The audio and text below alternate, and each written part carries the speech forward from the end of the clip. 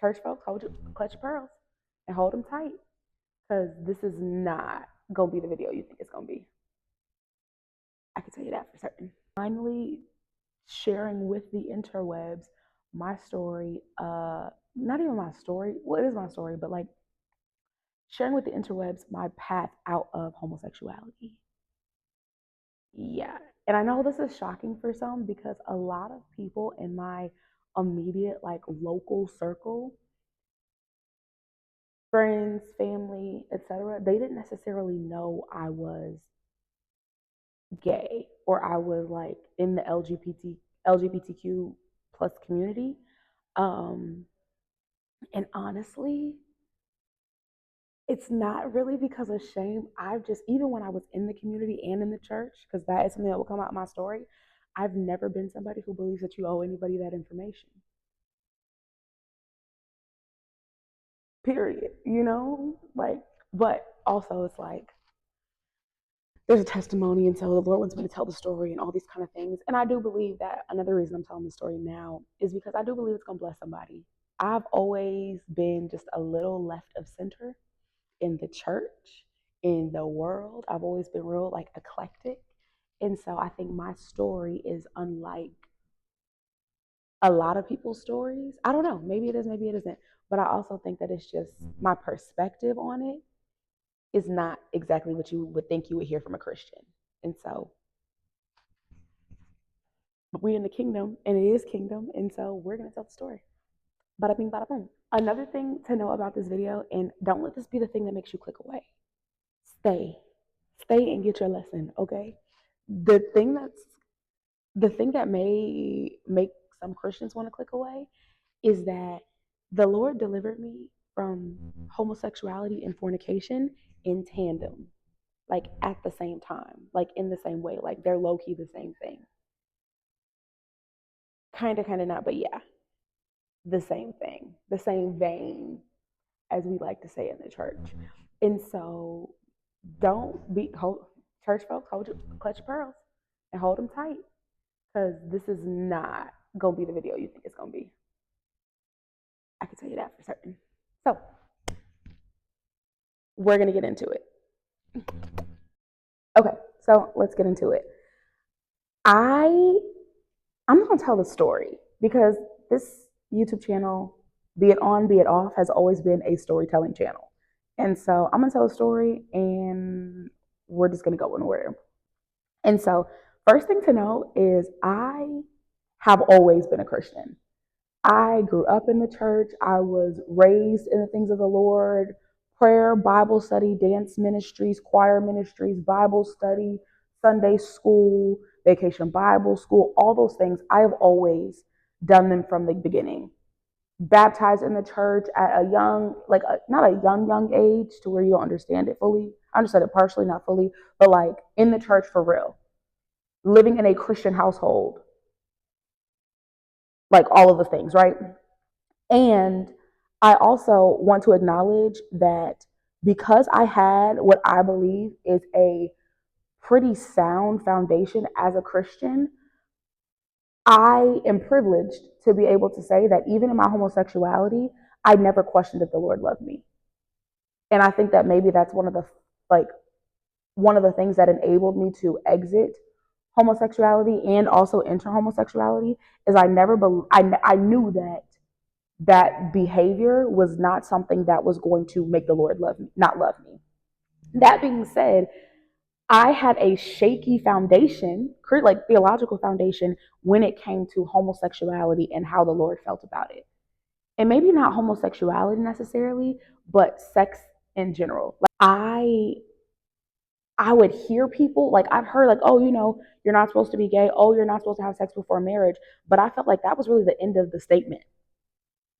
And along with that statement came people around me that were Christians, that were older than me, that were leaders in the church that I knew were having sex.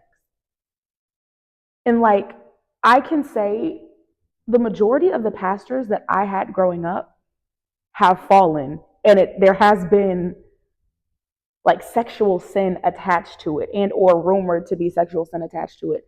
And so while I grew up Christian, my Christian environment could be described as lukewarm.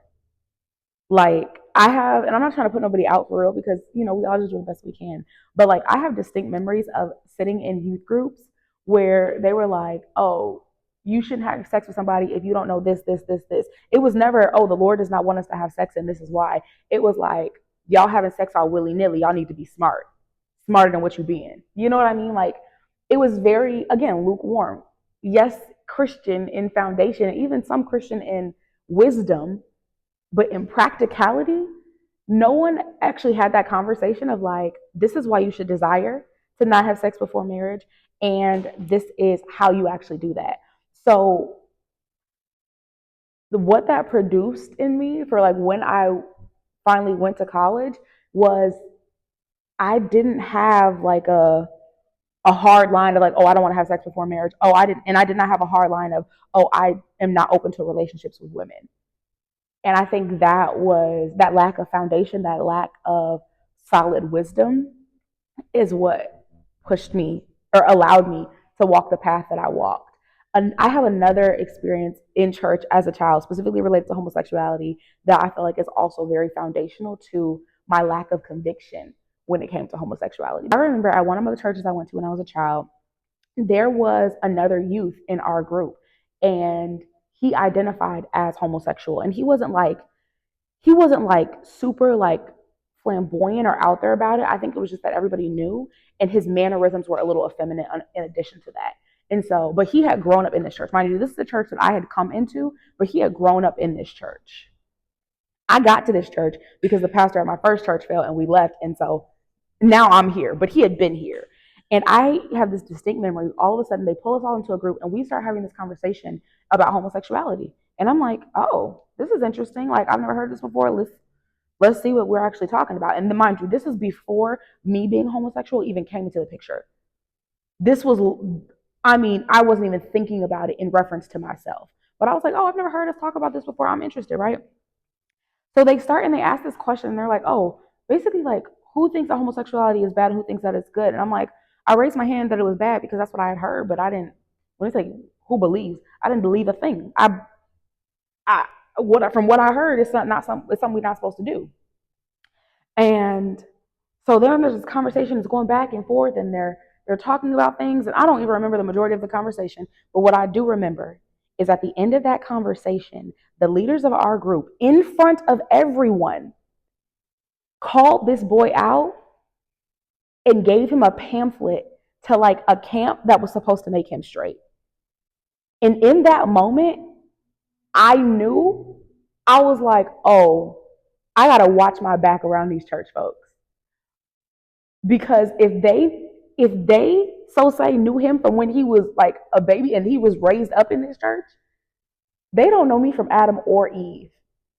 And so that extremely, like, I did not agree at all. Even when I was a kid, I was like, oh, they dirty, they raggedy. I'm gonna have to keep both eyes on everybody up in here because that's dirty. In that moment, I saw how vile the church can act in relationship to homosexuality and how inhumane, ungodlike we can be in that avenue. And so in that moment, I was like, I don't know why, it just stuck with me.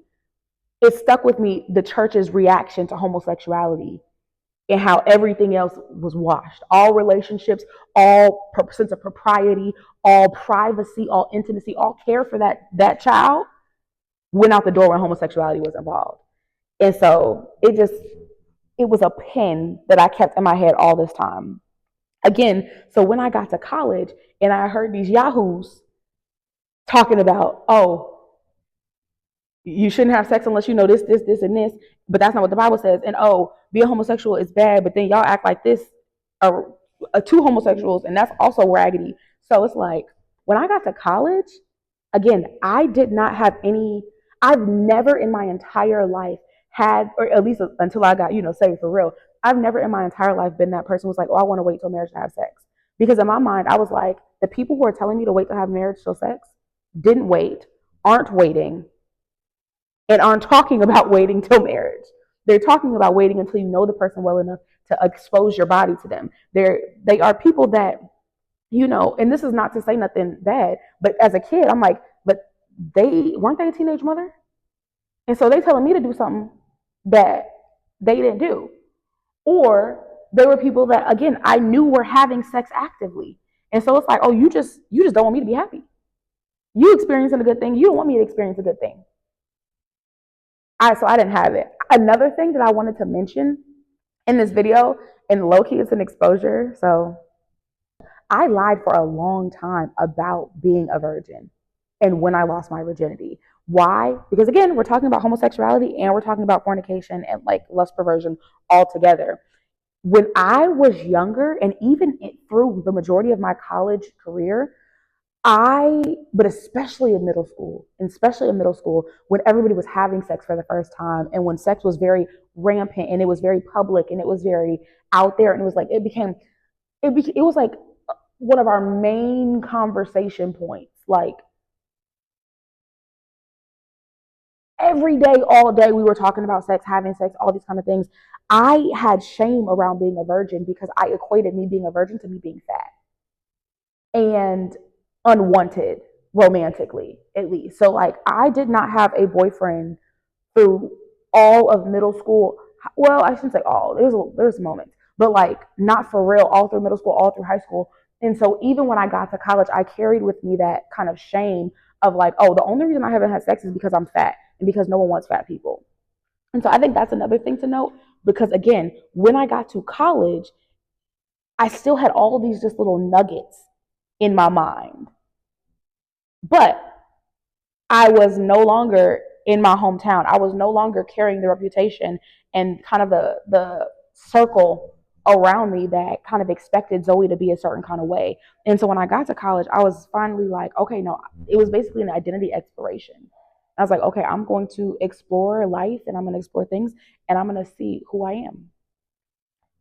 And so that's pivotal information. So get to college. I went to an HBCU. I went to an HBCU in New Orleans, Louisiana.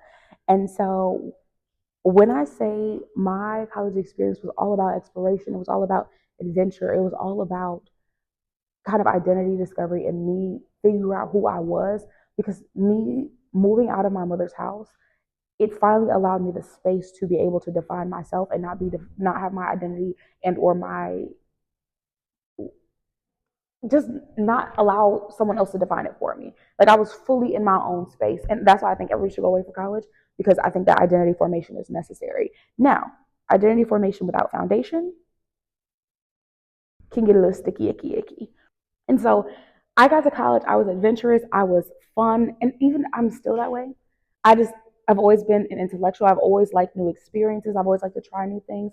And even because I had a foundation in Christ, I had wisdom from a young age. Because when they told us, and I was like dumb young, maybe like second, third grade, and I learned like, oh, if you ask God for wisdom, He will give it to you as much as you want. I've been asking for wisdom from a young age. And so when I got to college, I had a healthy portion of wisdom, and that portion of wisdom gave me a desire to better understand life and to better understand the things of life. And one of the things of life that I wanted to explore and understand better and experience was sex. So again, just the pins I had in my mind. My lack of sex is related to shame. My foundation on sex is just be smart. Don't not have it. Just be smart about it. And I get here and I'm like, okay, I get to explore my body now. I get to explore relationship now. I'm gonna go ahead and do it.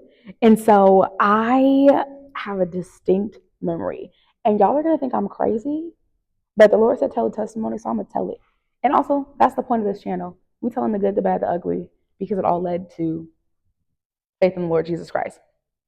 I have a distinct memory. Me and my freshman year roommate, we were both, she was more than me, but we were both just kind of fun, adventurous, out there, like ready to try everything, ready to take the world by storm kind of people.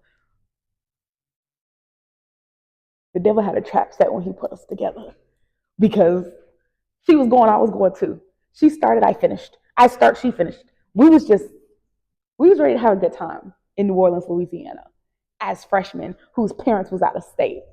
And we would have these things called roommate dates.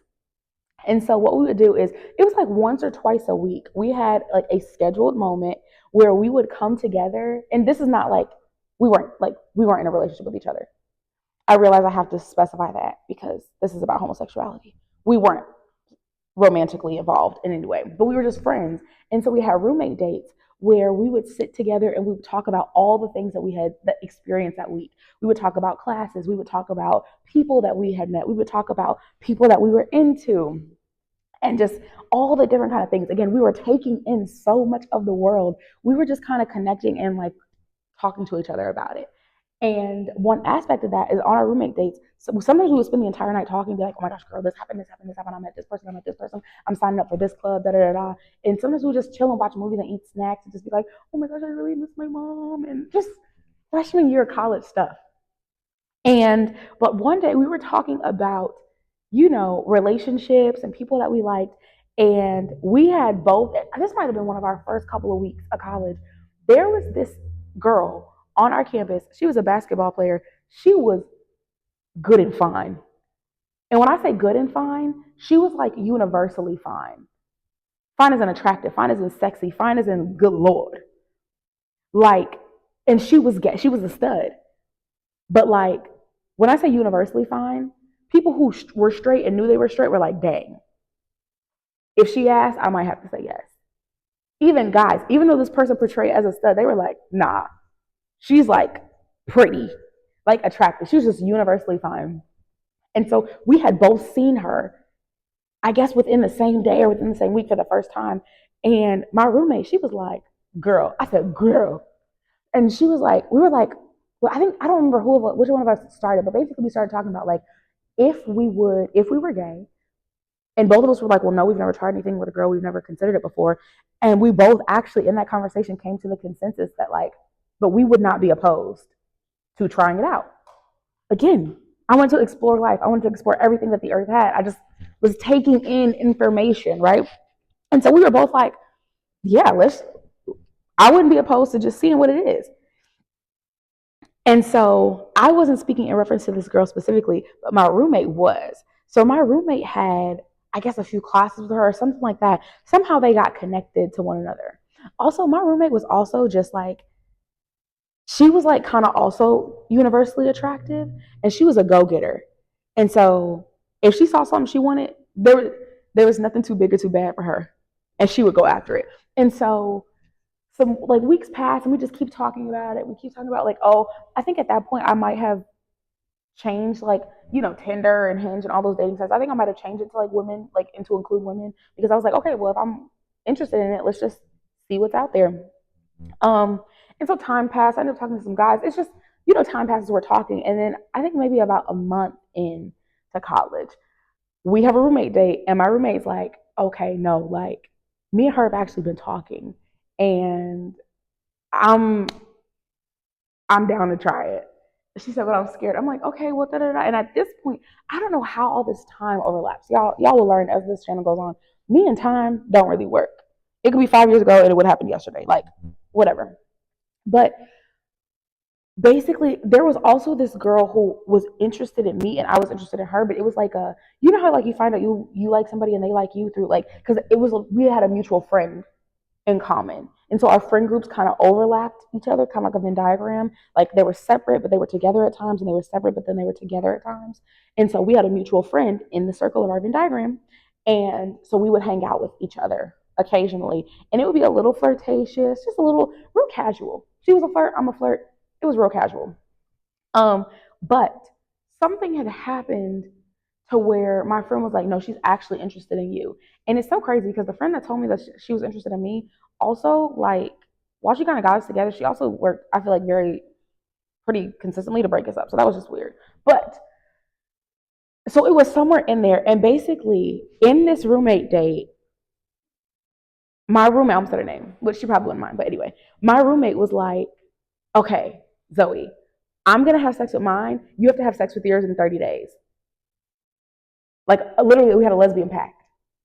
And I was like, okay, bet. And there was no, like, no qualms, no whatever. It was literally, because at this point, like, I can't remember if I had sex with somebody, or if it had just been like kind of like phone sex, sexting, that kind of thing. But it was no, ain't no thing but a chicken wing. And I was like, realistically, in my head, I was like, my friend wants to have sex with this girl. I was like, okay, like I said, I'm down. I just don't know if the opportunity is going to present itself in the set time frame. But I was like, whatever happens, happens. She wants to do it anyway. So if I don't, you know, if it happens, it happens. If it don't, it don't. The pact is what it is, right? And so it just so happens, or I don't know, I don't even remember exactly how it happens, but my friend actually came up to me and was like, oh, she wants to talk to you. She wants your number, talking about the girl that liked me. I said, oh, bet. Like, okay, give her my number. Because again, I was interested already. I was intrigued. I was like, it's something new. I would like to try it. She was funny. She was smart. I was like, okay, let's just try it.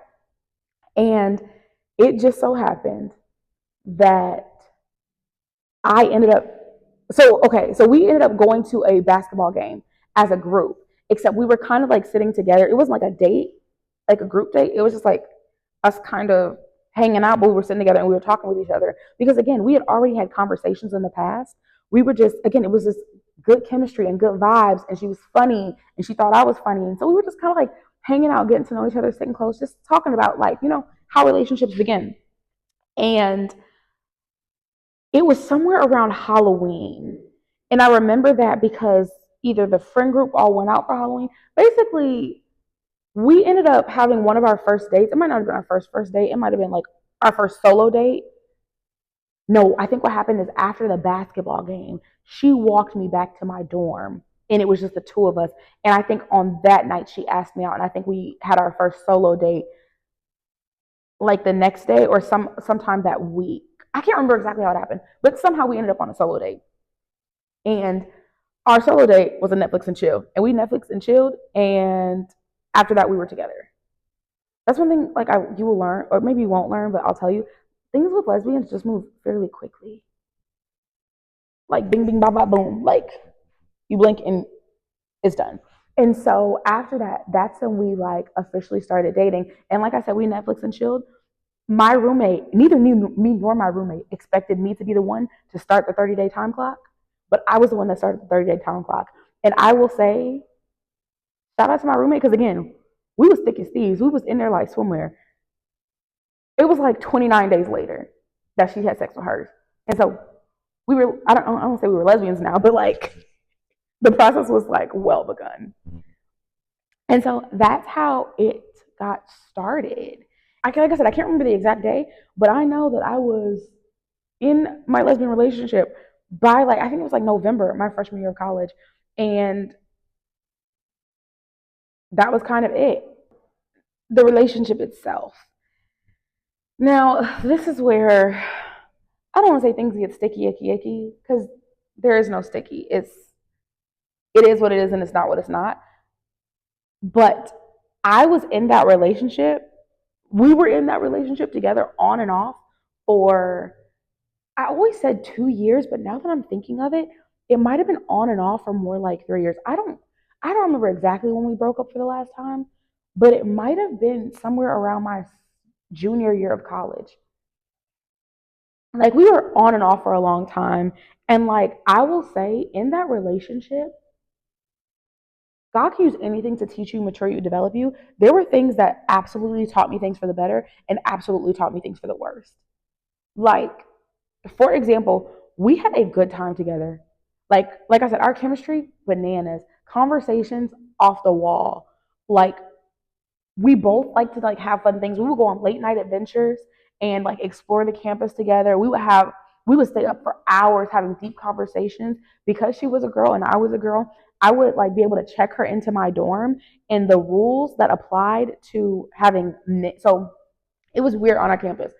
Freshman year and my sophomore year, I was in split gender dorms. So like you had to check in guests regardless.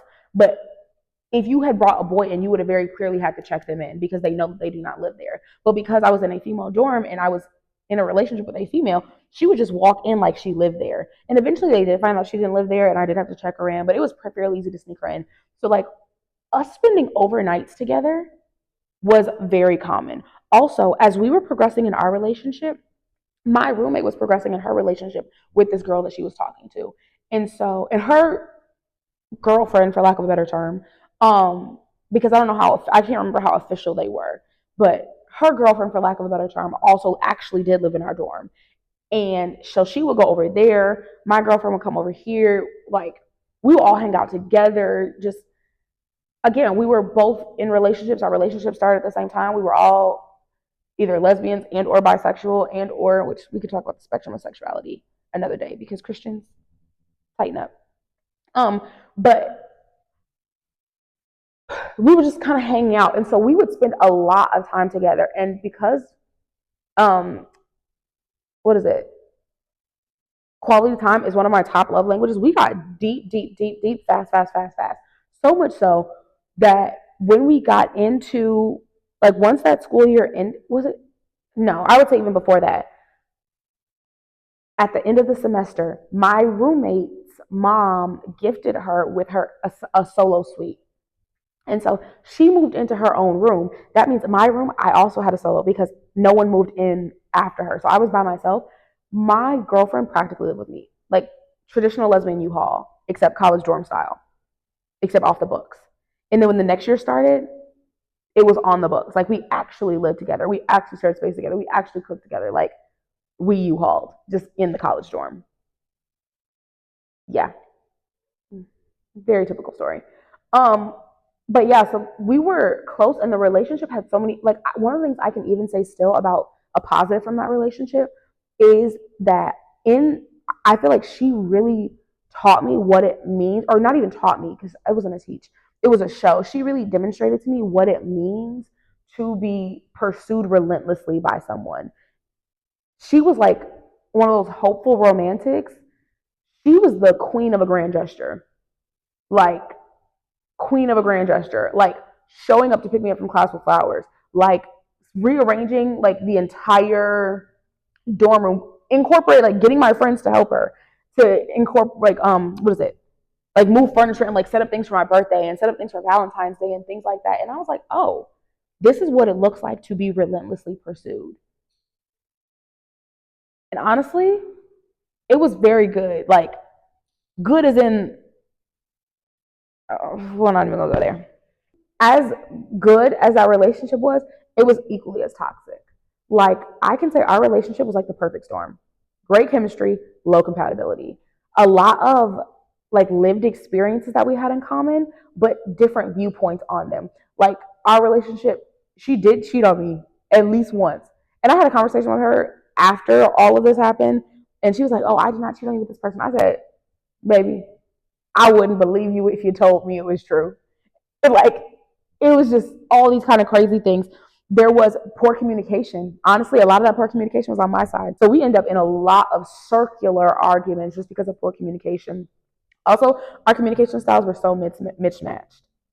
And we were also like just kind of selfish and immature. And so we didn't even know enough to be like, oh, I need to communicate in a way that is beneficial for my partner, even if it's not the way that I would choose. Like, it was just, again, perfect storm. Young, in love, incompatible, but crazy chemistry, getting along with one another, laughing together, both having similar. We had both grown up in the church. We were both actively going to church, actively serving in the church throughout the course of our entire relationship. Like, a perfect storm.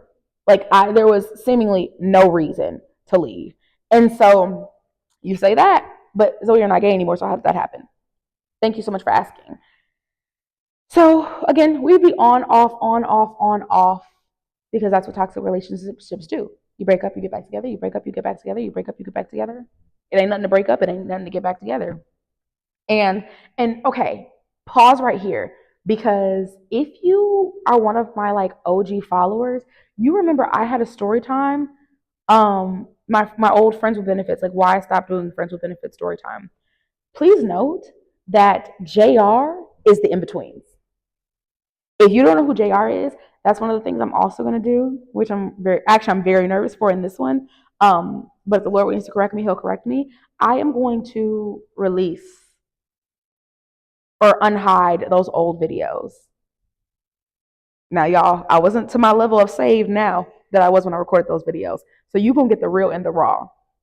Um, more realer and rawer than this one is. You're gonna get the real and the raw. But JR was in between these. So if I wasn't having sex with my girlfriend, I was having sex with either random strangers or JR, who was like my consistent friends with benefits. So again, homosexuality, fornication, deliverance in tandem. It's crazy when you think about it. And so how did our relationship end?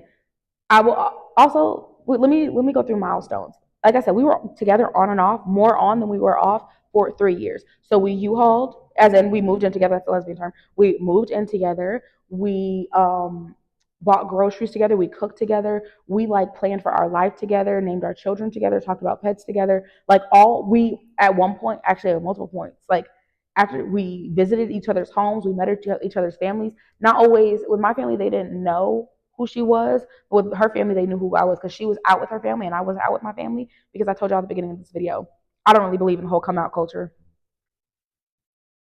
Period. If you ask me, I'll tell you maybe because it's not your business.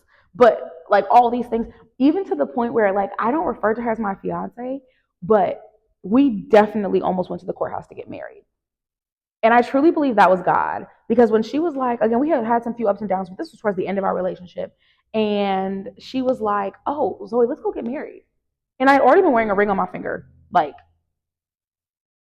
for a while because we had talked about marriage so much. We had every intention to get married. Um, yeah, so we were technically engaged. I mean, I guess it's as technical as it gets. Somebody asks you to marry them, you say yes. We did that part. But she was like, it was one day we had an argument, and we towards the end of our relationship, again, we were more mature, and so we were trying to like, and then we had just kind of gotten through an argument. Like we had walked through the process, we had the conversation, and we had kind of like come back together into a unified space in that same conversation, which was unique for us. And she was like, "Well, let's just go get married now." And I was like, "Oh my gosh, should we? Should we just go to the courthouse and get married?" But something in my spirit, which I now know to be the Holy Ghost, had me open up my mouth to say, let's go in 30 days. If we still want it, or let's say by the end of the year. It was basically, I think it was December when we were supposed to. So it might have been November, but baby, I believe in a 30-day wait. So I was like, let's just wait 30 days. Let's get our things together. Let's think about it. Let's really determine if we want to do it. And she was upset with that because she was like, "Well, I'm sure." And I'm like, "Well, I'm sure, but let's take the time. Like, what is time? If time is gonna break it, we might as well not do it." And so I was like, let's just take the time. And so we were supposed to get married. I don't know why I'm using air quotes. We were actually gonna go to the courthouse and actually get married. I don't know why it doesn't seem real to me because I don't know. But we were gonna get married in December of that year. I think we were officially broken up by like mid-November. Like timing was crazy. And so, how do we actually break up? So, if everything's going so great and you all are working through your arguments and all these things are working out, why did you actually break up? And so, it was literally a divine encounter. So, one of the things that my girlfriend introduced me to was like drugs. I mean, not necessarily her explicitly, because going to school in New Orleans, there's just drugs accessible to you. You don't even have to seek them out. They're just, here, you want some acid? It's just right there for you. But she was like an avid smoker. And so basically, she was from California, and it was at my best friend, my still best friend, Gabby's, love her so much, Gabby's birthday dinner. And at Gabby's birthday dinner, my girlfriend had come back from California with some edibles. And I didn't know that you really don't play with the edibles like that at that time. I had taken the edibles and I had a very bad drug trip. Like, when I say a bad drug trip, like, maybe I'll make an entirely separate video about it because that was really my catalyst for getting right with Christ, if I'm being very honest. Because as a result of that drug trip, and honestly, she was there for me throughout the entire thing. And after that, I ended up going on a mission trip and she went with me. Like, we went on a mission trip. This is when I think tornadoes or hurricanes or something had hit. I think it was Houston. And so a church that honestly I wasn't going to at the time, but like I said, we were both very involved in ministry throughout this entire process. And so we went on the mission trip together to go clean up houses and help rebuild in Houston, pray with people, pass out things. But basically what happened was as a result of that drug trip, for months after that, I had really bad, like, I kind of experienced a mental break. Like, I went to a counselor and she was like, the reaction you're talking about, it sounds like you may have been laced. Like, she said, I'm not sure that that was actually weed that you took. I don't know what it was, but when I tell you, I walked around for months, literally afraid, like my heart experiencing random panic attacks, not knowing if I was dead or alive. Like, it's like, when I say it, I don't mean that like metaphorically. I literally was walking around every day and I was fully convinced that I had died that night and I was in like some realm, some spirit realm, and I just did not know it. And so I was going through the motions and doing things, but I was very like, the smallest thing would set me off into a panic attack, into worry, into crying. I couldn't breathe, all these different kind of things. And I had never in my entire life experienced anxiety before. And for the first time, I understood what it felt like. And I was like, oh my gosh, it was so horrible. It was so bad, in fact, that I was in the bathroom of our university center in the very back stall, panicking. I called my mother and I was like, Mommy, I was gay. The friend that I brought around you, she was actually my girlfriend, and we were doing this and we were doing that, and I'm really scared right now, and I did these drugs and I don't know what to do. Da, da, da. Like, I came all the way clean because I was just such a space of being afraid. And also, please note, like, so like when I said my girlfriend was very there for me throughout this entire process, in our sophomore year of college, she ended up transferring out of our school to a different local school in New Orleans. And so the proximity for her to support me was not the same as it was before. So she was still supporting me, but she just couldn't be there because she had class, she was at school across town, and I'm having a panic attack in the bathroom now. And naturally, I call my mommy, and she's like, "Oh, it sounded to me like you need to go on a fast." Please note, I found out maybe a year ago from now, my mother had never fasted a day in her entire life. I don't know where she heard the word fast to tell me to fast. We bless the Lord though. The wisdom came from heaven, I guess. And she was like, "Oh, I think you need to go on a fast." And so what I did, I know now is not really a fast. It was a consecration, but I was in a heavy consecration. Like, I woke up at a specific time. I ate breakfast at a specific time in a specific way. I did my devotional there. I had these rules for myself. I did not eat in the cafeteria. I spent my eating breaks either alone with the Lord or just away from the cafeteria. So like going to lunch with friends wasn't really a thing. If my friends wanted to meet me in my Bible study time, they could. And I had some friends that actually did because they were there for me. Um, but did not do that. The second I got done with my last class, I went to the gym. I walked on the gym through an entire Sarah Jakes Roberts message.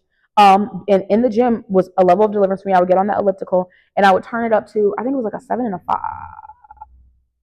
I think the the difficulty would be like a 7, and then I would make myself go like the speed of at least a 5. I think is what it was. But basically, I would go through an entire Sarah Jakes Roberts message, and the logic in those moments was, if I'm breathing this hard and I cannot breathe, then I must be alive because clearly my body is fighting for something. So I would go and go and go. My heart rate would be sitting at like 180 for an hour and a half because again, my logic was, if I can't breathe, then I must be alive. And so through that consecration, I had a conversation with my girlfriend and I was like, "Hey, babe, like, I need God right now more than I need my next breath. And so I really need to lock in with him." And so I told her, like, because I would go over to her place every weekend. But I told her, I was like, I really need to lock in. I can't be coming over every weekend. And we got into an argument over that because she was like, "So this consecration means that you're not gonna be with me?" Like, da da da da. She was very upset because she was like, "So we're not gonna spend the time together, whatever." And so from that conversation, our compromise was, okay, we would talk on the phone because I mean I was strict. I wasn't on the phone. I wasn't doing nothing. I said we would talk on the phone from, I think I went to the gym between 5 and 6 every day. 6 o'clock, I would come home at 30, and the plan was for at 7 o'clock every day. I would call her and we would do our Bible study together, a Bible study together. And so I would send her the video at the beginning of the day that I was going to watch on my workout, that I was going to do my Bible study on after my workout, and she would watch it, and that we would talk about that because again, she was also a Christian, and so we would talk about that. And so we were in agreement on that. I think it was the first week of this consecration. I'm trying to remember what order this happened in. Yes. I come back from the gym and I get in the shower. And again, when you're in consecration, the Lord's just constantly at you. And so I'm in the shower and I'm like, "Okay, Lord, I need you to really tell me, are me and my girlfriend supposed to be together? Because again, so many ups and downs, so many ons and offs, so many yeses and no. I think at this point we actually had the argument of like, oh, because I called her one day at 7 o'clock, which she harassed me to do. Called her at 7 o'clock, and she hadn't watched the video, she hadn't read the Bible verses. I'm like, I'm on death's doorstep. You wanted me to call you every day at 7. This was our compromise. Talking about you want to access me, you want to call me, da da da da da da da, and you not ready.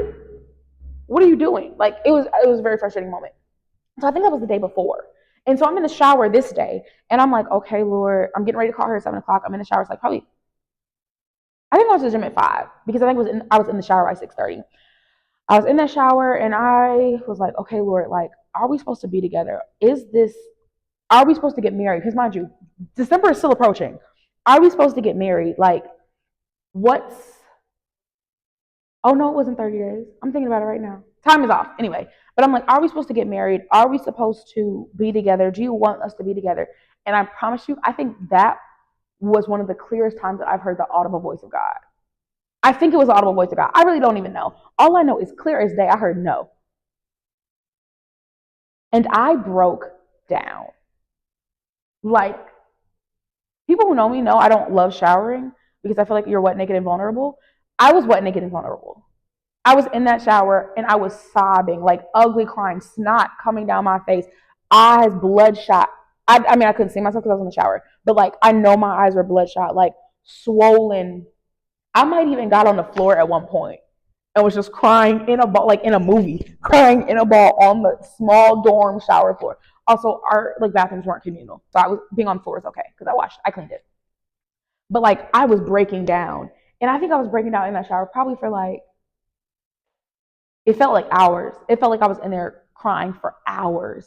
But realistically, after I showered, I was probably in there sobbing for maybe 30 minutes. Just crying, crying, crying. I mean, breaking down. Because I love this girl. And I had put all this time into this relationship. And we had worked on all these things. And she had cheated on me. And we got back together. And I had already been working through insecurity and all these things. And so it was a big loss.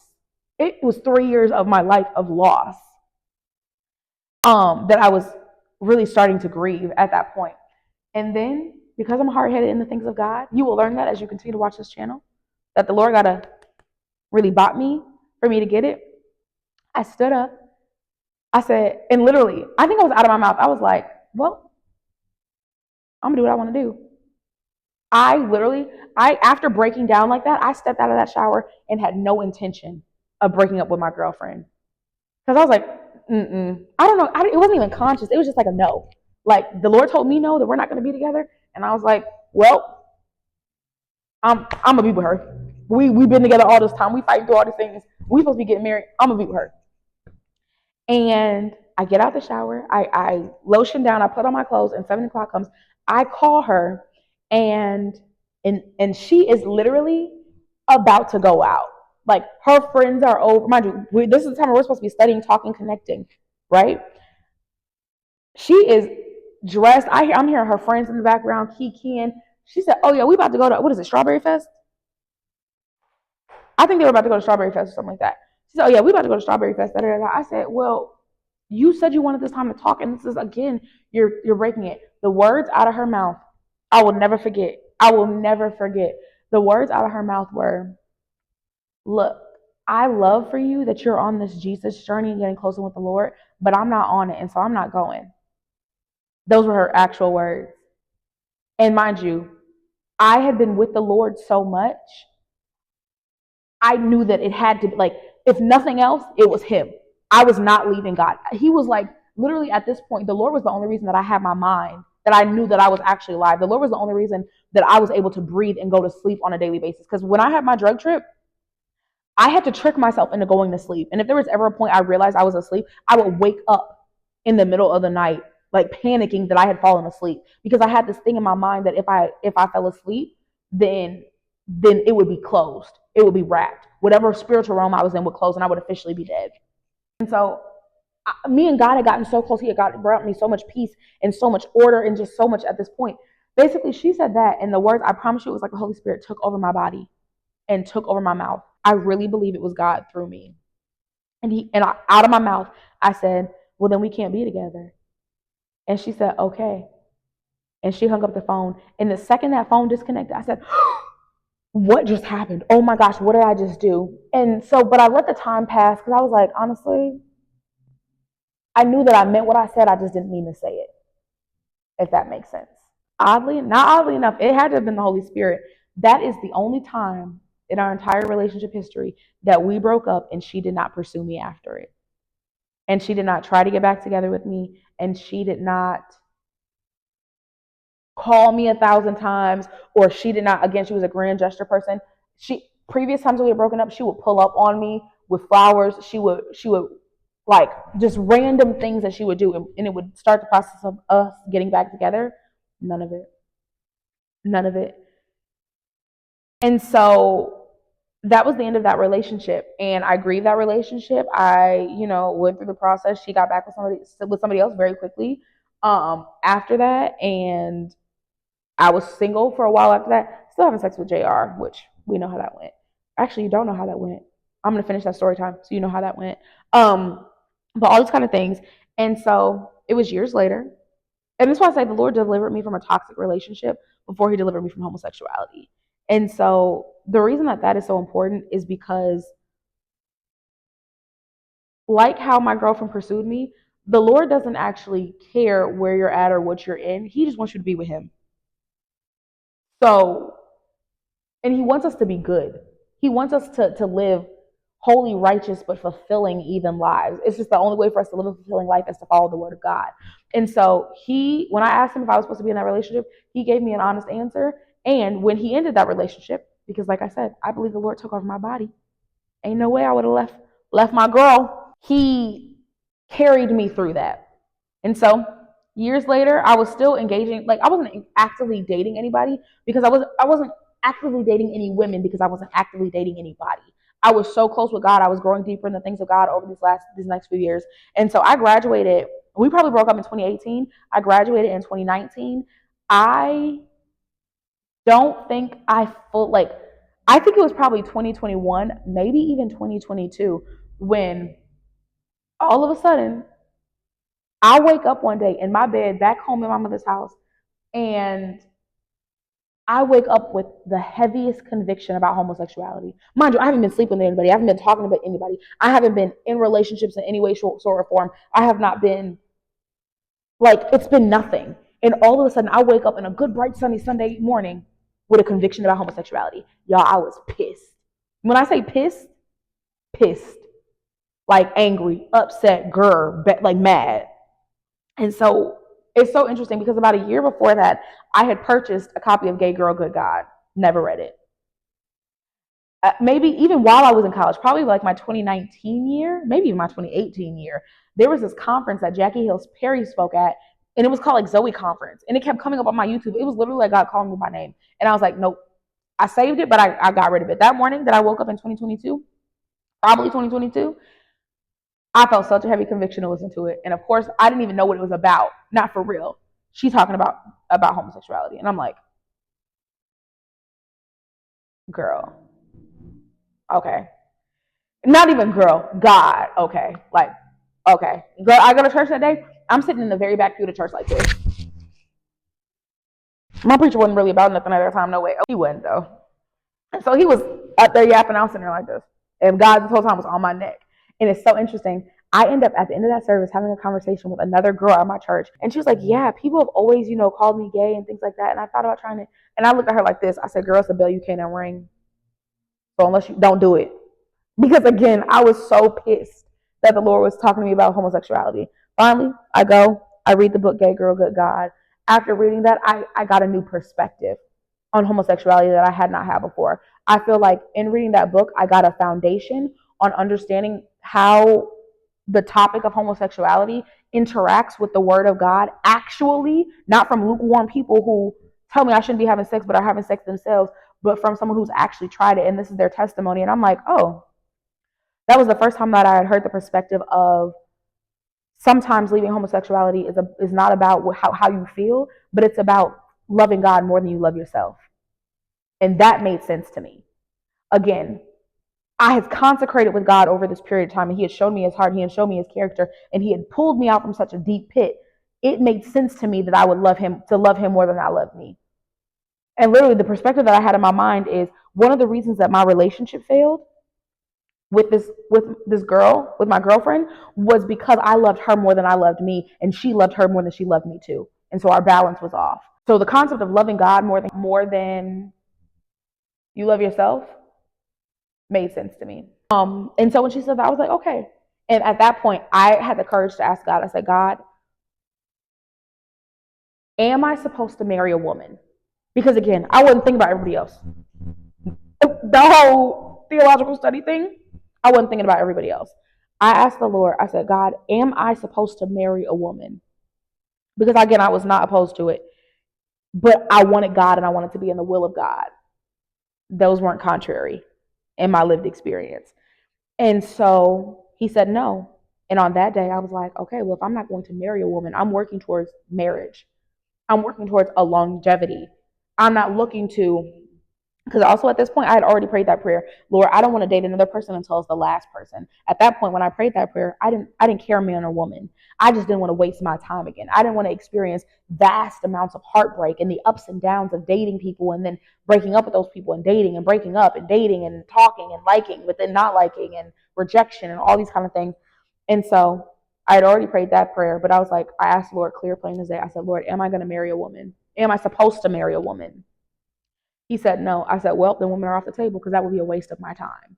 And it wasn't until a few years ago where I finally was like, okay, Lord, I need you to give me an understanding about homosexuality. And over these past years, he had been giving me nuggets.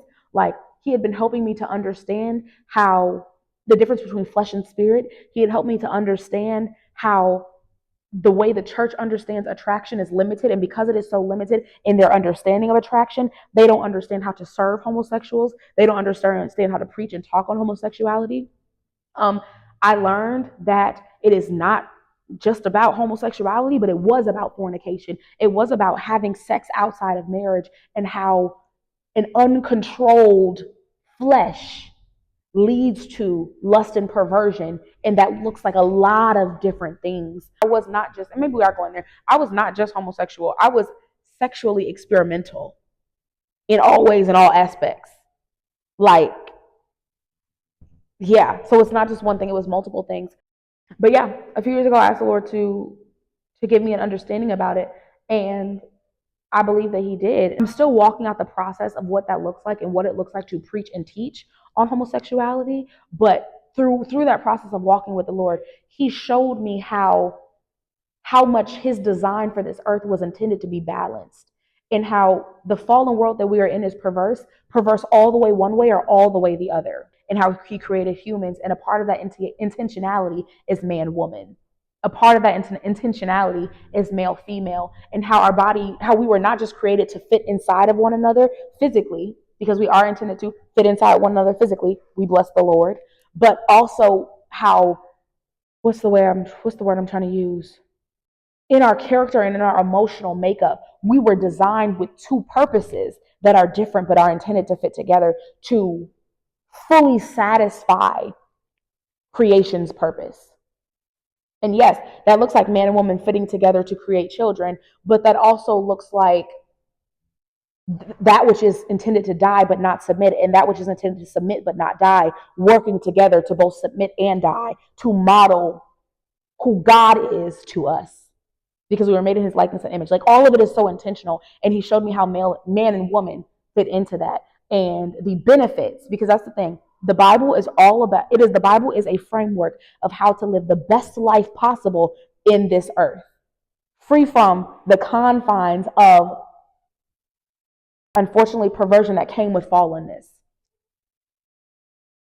And a part of navigating out of that perversion into the completeness, into the wholeness, is heterosexuality. And I hate the word heterosexuality because, again, it's much too simple to explain what humans actually experience in attraction, which is why if you're not gonna learn, if you're not gonna study, follow the Bible. If you are gonna study, follow the Bible. And so, yeah, this video has already gotten a little long. It's but it's the whole story. And I think the last part of this video has to be a little tip and trick for, and I'm going to split it up into two tips for the gays and tips for the church. Let's start with the church because you all have more responsibility because you know better. You have the word of God, so you should be doing better. We have to do better. That's a better way to say it. Tip for the church. If you feel like the Lord is calling you to speak on homosexuality, go and correct somebody. Go talk to your nephews, cousins, neighbors, nieces, whomever.